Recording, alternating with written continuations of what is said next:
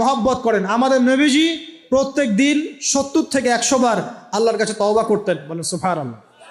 পারা যাবে তো ইনশাআল্লাহ। 6 নম্বরটা হচ্ছে বেশি বেশি নামাজ আদায় করা। কি করা? আল্লাহকে পাওয়ার জন্য শ্রেষ্ঠ মাধ্যম হচ্ছে সেজদা করা। কি করা? আর সেজদা করা হয় সবচেয়ে শ্রেষ্ঠভাবে নামাজের মধ্য দিয়ে। কিসের মধ্য দিয়ে?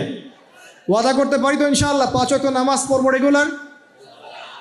কোনো রকম যদি বাধ্যবাধকতা না থাকে, ওজন না থাকে, তাহলে মসজিদে গিয়ে পড়বো ইনশাআল্লাহ। পারবো তো ইনশাআল্লাহ। রমজান মাসে নামাজ শক্ত করে ধরবো ইনশাআল্লাহ। ঈদের পর ছেড়ে দিব ইনশাআল্লাহ। ঈদের পর ছেড়ে দিব কি? ঈদের পরেও ধরে রাখতে হবে ইনশাআল্লাহ তাআলা। আমাদের সমাজে মাশাআল্লাহ রমজান মাসে সবাই পাক্কা মুসল্লি হয়ে যায়, তাই না? কারণ শিকল দিয়ে বাধা থাকে শয়তানও মুক্ত হয়। ঈদের দিন ঢাকঢোল ধুমধারাক্কা গান বাজা শুরু হয়, তাই না? আল্লাহর ওয়াস্তে রমজানের শিক্ষাগুলো ধরে রাখবো ইনশাআল্লাহ তাআলা। আমরা সবাই 5 ওয়াক্ত নামাজ আদায় করবো ইনশাআল্লাহ রমজান মাসে। আর দৈনিক কমপক্ষে 12 রাকাত নফল নামাজ পড়বেন, সুন্নত বা নফল 12 রাকাত কমপক্ষে।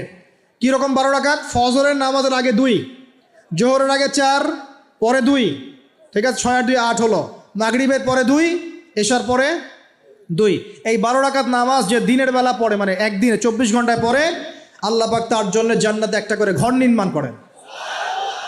এই হাদিস জানতেন? দৈনিক 12 রাকাত সুন্নত বা নফল পড়লে আল্লাহর কাছে একটা করে জান্নাতে ঘর পাওয়া যাবে ইনশাআল্লাহ। আর জান্নাত উর্বর জায়গা। আপনি যদি চান আপনার জায়গায় বেশি বেশি গাছ লাগাতে, খালি পড়বেন সুবহানাল্লাহিল আযীম ওয়া বিহামদিহি, সুবহানাল্লাহিল আযীম ওয়া বিহামদিহি। একটা একটা করে খেজুর গাছ জন্মাবে ইনশাআল্লাহ তাআলা। বলবেন সুবহানাল্লাহি ওয়া বিহামদিহি সুবহানাল্লাহিল আযীম, আর বলবেন সুবহানাল্লাহিল আযীমি ওয়া বিহামদিহি। জান্নাতে গাছ রোপণ হবে ইনশাআল্লাহ তাআলা। এটা গেল 6 নাম্বার, নামাজ বেশি বেশি পড়া। 7 নাম্বার, জি বলছি, 7 নাম্বারটা হচ্ছে, আমি আর 4টা বলে শেষ করছি। 7 নাম্বারটা হচ্ছে যে সৃষ্টির সেবা করা। কি করা ভাই? একটা হাদিস আছে যে ইরহামু মান ফিল আরদ ইয়ারহামুকুম মান ফিস সামা। তোমরা জমিনবাসীর প্রতি রহম করো, আসমানবাসী তোমাদের উপর রহম করবে ইনশাআল্লাহ। আল্লাহর ভালোবাসা পাওয়ার অন্যতম মাধ্যম হচ্ছে জমিনবাসীর প্রতি রহম করেন। মুসলিম অমুসলিম সবাই মানুষ কি না? যারা আমাদের সাথে যুদ্ধে লিপ্ত নাই তারা তো আমাদের ভাই নাকি? যারা যুদ্ধে লিপ্ত আছে এরা শত্রু হতে পারে, যারা যুদ্ধে লিপ্ত নাই তারা তো আমাদের ভাই নাকি? তাদের বিপদ আপদে পাশে দাঁড়াবো না? একটা প্রাণীর অধিকার যদি আপনি রক্ষা করেন, একটা বিড়ালকে পানি না দেওয়ার অপরাধে এক মহিলা জাহান্নামে গিয়েছে, আর একটা কুকুরকে পানি পান করানোর সোয়াবের এই কাজের বিনিময়ে এক মহিলা জান্নাতে গিয়েছে। সুবহানাল্লাহ। তো পশু পাখির অধিকার যেখানে ইসলাম কথা বলেছে, এখানে পুরো মাখলুকের প্রতি আমাদের রহম দিল থাকতে হবে। আমাদের সবাইকে দয়া ভালোবাসা দেখাতে হবে ইনশাআল্লাহ। আল্লাহ পাক আমাদেরকে ভালোবাসবেন ইনশাআল্লাহ। 8 নাম্বারটা কি? এটা বেশি ইম্পর্টেন্ট, শোনেন। 8 নাম্বারটা হচ্ছে আল্লাহর জন্যে কাউকে ভালোবাসা, আল্লাহর জন্য ঘৃণা করা। একটা এই যে হাদিসগুলো পড়তে পড়তে আমি আসলাম গাড়িতে। আল্লাহ পাক বলেছেন, শোনেন, আল্লাহ পাক বলেছেন কিয়ামতের মাঠে আল্লাহ পাক বলবেন, নিজেই বলবেন যে আইনা মুতাহাবুনা লিজালালি, আমার ইজ্জতের জন্য যারা পরস্পরকে ভালোবাসতো এরা কোথায়? আল্লাহ পাক ঘোষণা করবেন কোথায় তারা? যারা আমার জন্য পরস্পরকে ভালোবাসতো। আল্লাহ বলবেন আলিয়াউমা, আজকে, আজিল্লুহুম, আমি ওদেরকে ছায়া দিব, ফি জিল্লি, আমার আরশের ছায়ায়। বলেন সুবহানাল্লাহ। ইয়াউমা লা জিল্লা ইল্লা জিল্লি, যেদিন আমার এই আরশের ছায়া ছাড়া অন্য কোনো ছায়া থাকবে না। মানে কিয়ামতের মাঠে আল্লাহর আরশের ছায়ায় ছায়া পাবে কারা? যারা পরস্পরকে আল্লাহর জন্য ভালোবাসতো। আলহামদুলিল্লাহ। এই যে আমরা এখানে আল্লাহর জন্য ভালোবাসি না? আমি কি আপনাদেরকে চিনি? আপনারা কি আমাকে চিনেন? এই যে আপনারা আলেমুল আমাদেরকে ভালোবাসেন, ইসলামকে ভালোবাসেন, কিসের জন্য বাসেন?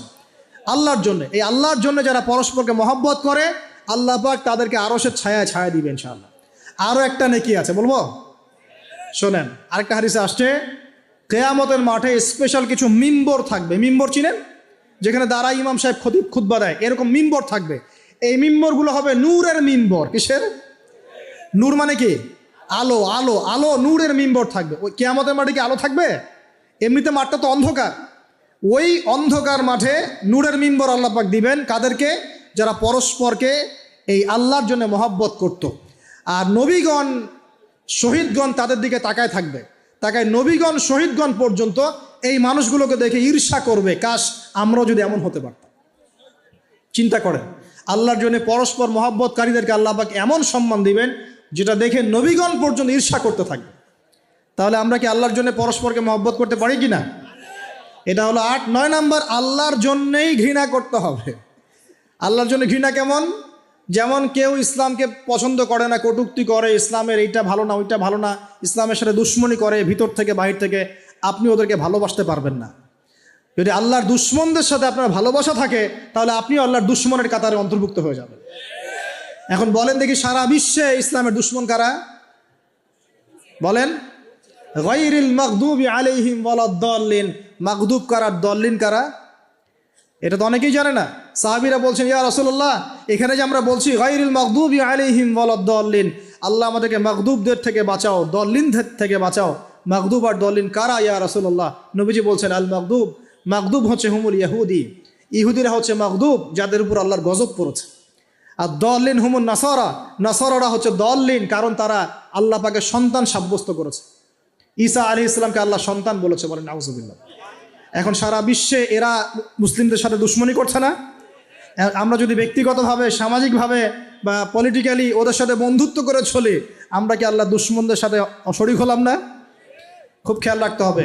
আল্লাহর জন্য ভালোবাসা, আল্লাহর জন্য দুশ্মনী। আল্লাহ পাক আমাদেরকে বোঝার তৌফিক দান করুন। এবং সবশেষ যেটা 10 নাম্বার, সেটা হলো আল্লাহওয়ালা মানুষ যারা, সেই মানুষদের সাথে মহব্বত রাখলে আল্লাহ আপনাকে ভালোবাসবেন। আল্লাহওয়ালা মানুষদের সাথে মহব্বত রাখতে চান, নাকি আপনার এই জেনাকারী গার্লফ্রেন্ডের সাথে আপনি মহব্বত রাখতে চান? এই হারাম সম্পর্ক যেটা দেখছেন, এটা হলো একটা জেনার পথ। আর যখন আমরা হালালভাবে বিয়ে শাদী করবেন, আপনারা করবেন, তখন দেখবেন আল্লাহ পাকের পক্ষ থেকে ভালোবাসা সৃষ্টি হয়ে যাবে ইনশাআল্লাহ তাআলা। অতএব ওয়াদা করতে পারি তো আল্লাহর কাছে যে নিজের চরিত্রকে পবিত্র রাখবো ইনশাআল্লাহ, হারাম কোনো সম্পর্কে যাব না ইনশাআল্লাহ, কোনো সহি প্রেমেও যাব না ইনশাআল্লাহ। এটা সহি প্রেম আবার কি জিনিস?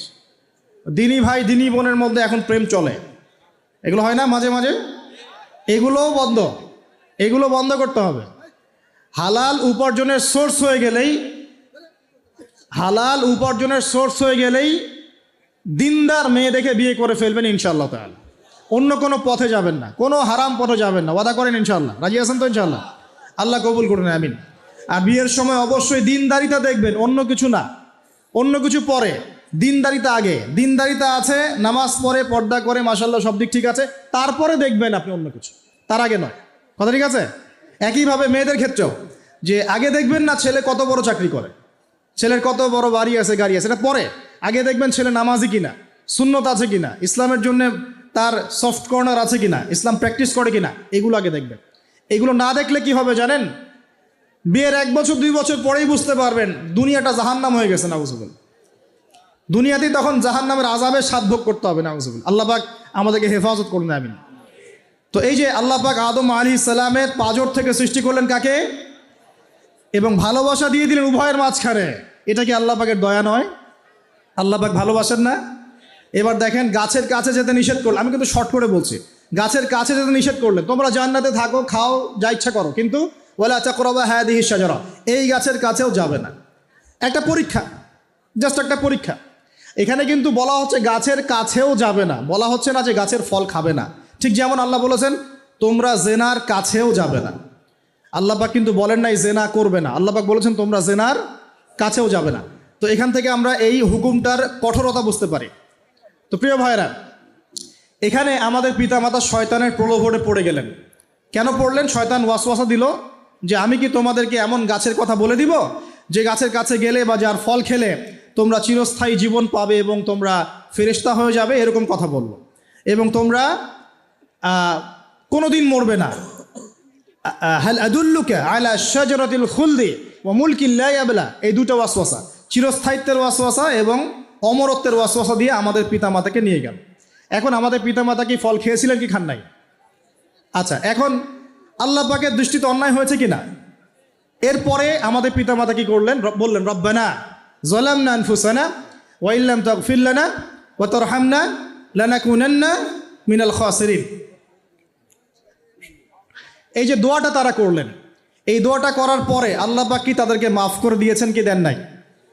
বলেন, কথা বলেন। আল্লাহ পাক মাফ করে দিয়েছেন কি দেন নাই? এই যে অন্যায় করার পরেও আল্লাহ যে ক্ষমা করে দেন, মানে গুনাহ করার পরেও যে আদম সন্তানকে আল্লাহ পাক মাফ করে দেন, এটাকে আল্লাহ পাকের রহমত